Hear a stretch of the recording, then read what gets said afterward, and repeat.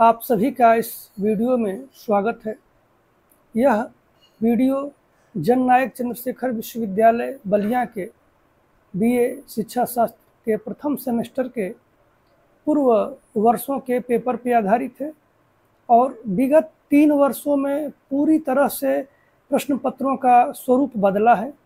तो इसमें हम बात करेंगे कि विद्यार्थीगण उत्तर लिखते समय कापी बिल्कुल स्वच्छ लिखें, शुद्धता के साथ लिखें, बर्तनी की त्रुटि न हो उसमें, और शब्द सीमा का ध्यान रखें। ज़्यादा लिखने की आवश्यकता नहीं है, जितने शब्दों में उत्तर की ज़रूरत है प्रश्न पत्र में निर्देश जो दिए गए हैं उसका फॉलो करें। तो ये पहले साल का पेपर है 2023 का, और इसमें 2 प्रकार के प्रश्न हैं।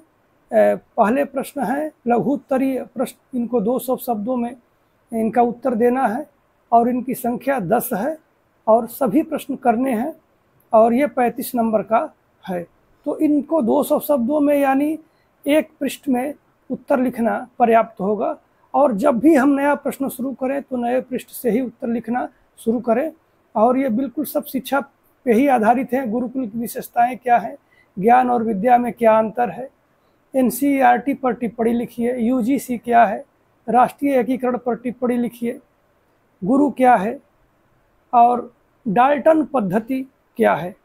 इसके बाद आगे हम चलते हैं तो प्रश्न है नैक पर टिप्पणी कीजिए, NAAC।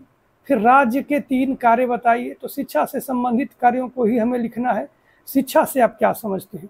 इसके बाद दीर्घ उत्तरीय प्रश्न है, इनकी संख्या भी 8 है और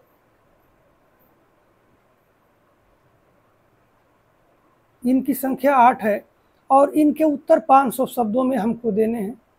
तो कोई भी इसमें से हमें 4 प्रश्न करने हैं ताकि ये 40 नंबर का हम प्रश्न कर लेंगे। अथवा करके दिया हुआ है, दूसरे या तीसरा में से कोई कीजिए, चौथे या 5वें में से कोई कीजिए, छठे या 7वें में से कोई कीजिए, या 8वें और 9वें में से कीजिए। यह भी बिल्कुल इसे प्राचीन कालीन शिक्षा व्यवस्था का वर्णन कीजिए, जिसमें हम वैदिक काल का, बौद्ध काल का और मुस्लिम पीरियड का जिक्र कर सकते हैं। इसके बाद औपचारिक एवं अनौपचारिक शिक्षा में अंतर की विवेचना करनी है। इसमें हम औपचारिक का मतलब जो घर में समाज में जो विद्यालय में शिक्षा होती है उसको हम औपचारिक शिक्षा बोलते हैं, और अनौपचारिक शिक्षा जो घर और समाज में दिए जाते हैं उनका हम जिक्र करेंगे। शिक्षा के विभिन्न अभिकरण क्या है, एजेंसीज ऑफ एजुकेशन, तो परिवार है, समाज है, विद्यालय है, राज्य है, इनका हम वर्णन करेंगे। शिक्षा के विभिन्न उद्देश्य की बात की गई है, तो निश्चित रूप से शिक्षा उद्देश्यपरक प्रक्रिया है, तो इसमें उद्देश्यों का वर्णन करेंगे। इसके बाद शिक्षा को प्रभावित करने वाले कारकों का वर्णन करना है। विश्वविद्यालयों के मुख्य प्रकारों की व्याख्या करनी है। माध्यमिक शिक्षा की प्रमुख समस्याओं का वर्णन करना है और अंतर्राष्ट्रीय अवबोध के लिए जो प्रश्न हैं उनके उत्तर देने हैं। फिर 2024 में 23-24 का जो 24 का टर्मिनल परीक्षा होता है तो उसमें प्रश्नों का स्वरूप वही है जो कि पहले रहता है, लेकिन ये जो संख्या है वो घट जाती है। पहले 10 प्रश्न करने थे, अब 5 ही प्रश्न करने हैं, और ये सब 2-2 नंबर के प्रश्न हो गए। तो 2-2 नंबर की ये हमें 5 प्रश्न करने हैं और इनकी शब्द सीमा 200 है, तो 200 शब्दों के अंतर्गत ही हम इन्हें लिखेंगे। और इसके बाद हमको दीर्घ उत्तरीय प्रश्न है, उनके उत्तर लिखने हैं, तो इनको भी हम हल करेंगे और जो भी निर्देश दिए गए हैं उसके अनुसार हल करेंगे। इसके बाद अगले साल 24-25 में फिर पाठ्यक्रम बिल्कुल पेपर बदल जाता है और पेपर में 3 तरह के प्रश्न अब हो जाते हैं।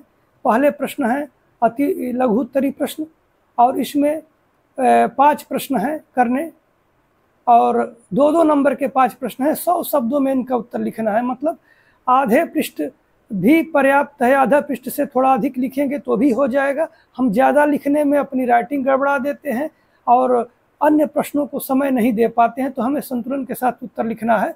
और इसमें है उपनयन संस्कार का वर्णन कीजिए, ज्ञानेंद्रियाँ क्या है, गुरुकुल का वर्णन कीजिए, शिक्षा एक त्रिध्रुवी प्रक्रिया है, और बालोद्यान क्या है जो किंडरगार्टन फ्रोबेल के द्वारा विकसित की गई शिक्षा प्रणाली है।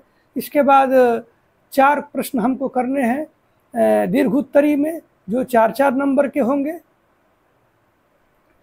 और इनका हमें उत्तर लिखना है 200 शब्दों में, क्योंकि 3 प्रकार के प्रश्न अब हो गए हैं।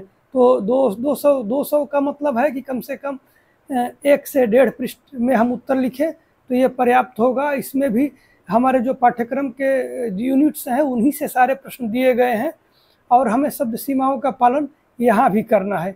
इसके बाद जो बड़े प्रश्न है सेक्शन सी में किन्हीं 2 प्रश्नों का सिर्फ उत्तर देना है, जिनके उत्तर की शब्द सीमा 500 शब्द होगी। और कोई इसमें 4 प्रश्न दिए गए हैं, तीसरा, चौथा, 5वां और 6वां। इनमें से हमें कोई 2 प्रश्न करने हैं।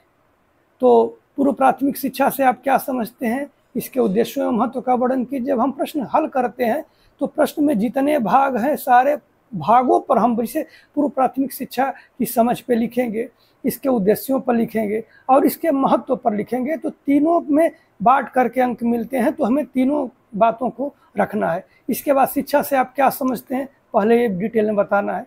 इसके बाद संकुचित एवं व्यापक अर्थ में, संकुचित अर्थ में विद्यालयी शिक्षा, जो विषय की शिक्षा है, जो पाठ्यक्रम आधारित शिक्षा है, उसकी बात करेंगे।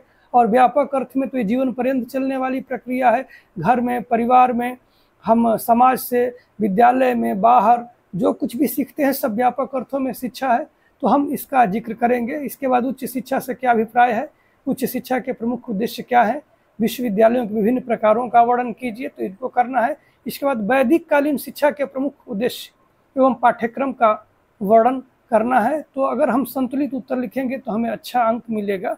और ये पूर्व साल वर्षों के पेपर हैं, तो इन्हें देखते हुए यदि आप तैयारी करते हैं, प्रश्न के उत्तर लिखने का अभ्यास करते हैं, तो निश्चित रूप से आप अपने को अच्छे से प्रिपेयर कर पाएंगे और अच्छा उत्तर लिखेंगे तो आपको अच्छे अंक मिलेंगे।